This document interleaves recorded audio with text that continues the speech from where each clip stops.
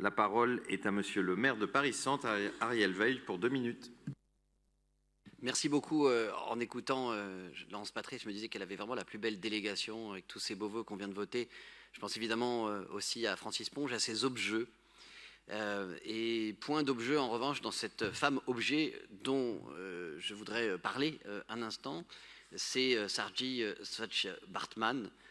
Pardon si je ne prononce pas son nom. Son nom appartient à l'Afrique du Sud d'aujourd'hui, où elle était née. Elle a été longtemps une figure que l'histoire a chassée, comme celle de beaucoup de femmes, qui nous renvoient à des injustices du passé qu'on aimerait oublier. Et elle en a été le reflet, le corps et même le visage pendant une partie du 19e siècle. Elle a certes été érigée en célébrité, mais une célébrité moquée, avec notamment ce sobriquet à Guichard qui était celui de Vénus Hottentote.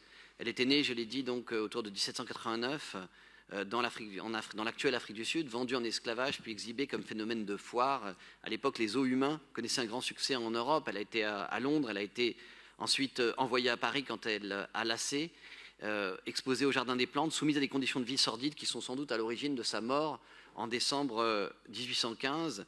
Toute sa vie fétichisée, porteuse de noms plus ou moins respectueux, plutôt moins, comparée d'ailleurs à des animaux par les scientifiques français Cuvier et Geoffroy Saint-Hilaire.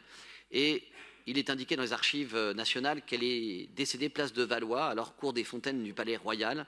Et c'est pourquoi un ancien camarade, l'administrateur du domaine national du Palais Royal, Émeric Péniguet de Stoutz, auquel je voudrais rendre hommage ici, avait suggéré de lui faire cet honneur de la position d'une plaque. Et je suis heureux de relier, comme je l'ai fait au Conseil de Paris-Centre, au Conseil de Paris, cet hommage mérité qui vient honorer à la fois posthumement Saartjie Baartman et réparer l'injustice raciste qui lui a touché, mais aussi, en lui rendant hommage, réécrire un petit peu l'histoire comme nous le faisons, en donnant plus de visibilité à des minorités, que ce soit des personnes noires comme elle, des personnes LGBTQIA+, comme nous le faisons dans le Marais, à des femmes aussi. Et nous avons un très beau livret de femmes, des femmes du Marais et des femmes bientôt de Paris-Centre qu'elle viendra rejoindre.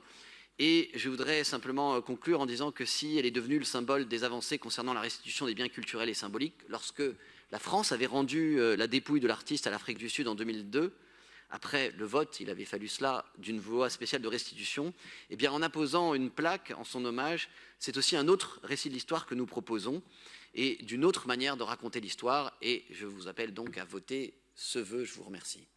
Merci, Monsieur le maire.